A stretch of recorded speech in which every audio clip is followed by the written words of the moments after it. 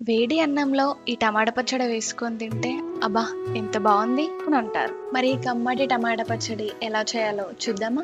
నాటు టమాటాలు తీసుకుంటే పచ్చడి చాలా బాగుంటుంది. టమాటాలను వాష్ చేసుకొని తడి లేకుండా తూడ్చుకోవాలి. తడి ఉన్న పచ్చడి చేసే ప్రాసెస్ లో వాటర్ ఎక్కడైనా పడ్డా పచ్చడి అయితే ఖరాబ్ అయిపోతుంది, జాగ్రత్త. మరీ చిన్నగా కాకుండా టమాటాలను అయితే ఇలా నార్మల్ గా కట్ చేసుకోండి. స్టవ్ పైన ఒక కడాయి పెట్టి దాంట్లో కొంచెం ఆయిల్ వేసి టమాటా ముక్కలను వేసేయండి. ముందుగానే ఆయిల్ పోయడం వల్ల టమాటా ముక్కలు కడాయికి స్టిక్ అవ్వకుండా ఉంటాయి. టమాటాలో ఉండే వాటర్ కంటెంట్ తోనే టమాటాలు మంచిగా సాఫ్ట్ గా కుక్ అయిపోతాయి. అప్పుడప్పుడు కలుపుతూ కుక్ చేసుకుంటే సరిపోతుంది. ఒక ప్యాన్ తీసుకొని అందులో జీలకర్ర, మెంతులు, ఆవాలు వేసి మంచిగా ఫ్రై చేసుకోండి. ఇప్పుడు ఒక మిక్సీ జార్ తీసుకొని అందులో మనం ఫ్రై చేసి పెట్టుకున్న వేసి అలానే కొంచెం చింతపండు, వెల్లుల్లి వేసి మిక్సీ పట్టేయండి. అవి కొంచెం మెత్తగా అయ్యాక కొంచెం కారం, ఉప్పు యాడ్ చేసి మళ్ళీ ఒకసారి మిక్సీ పట్టండి. కారం, ఉప్పు కరెక్ట్ గా వేస్తేనే పచ్చడి ఎక్కువ రోజులు ఖరాబ్ కాకుండా ఉంటుంది.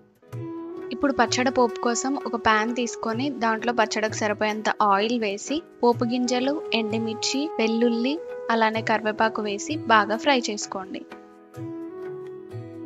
కొంచెం పసుపు యాడ్ చేసి కలిపి మనం ఆల్రెడీ కుక్ చేసి పెట్టుకున్న టమాటాలను అందులో వేసి ఒక 2 మినిట్స్ తర్వాత స్టవ్ ఆఫ్ చేసి పక్కన పెట్టండి.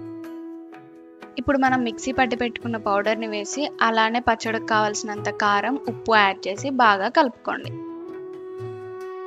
అంతే, మన టమాటా పచ్చడి రెడీ అయిపోయినట్టే. ఒక గ్లాస్ జార్లో కానీ లేదంటే ఇలా జాడీలో కానీ స్టోర్ చేసి పెట్టుకుంటే ఒక 2-3 మంత్స్ వరకు నిల్వ ఉంటుంది.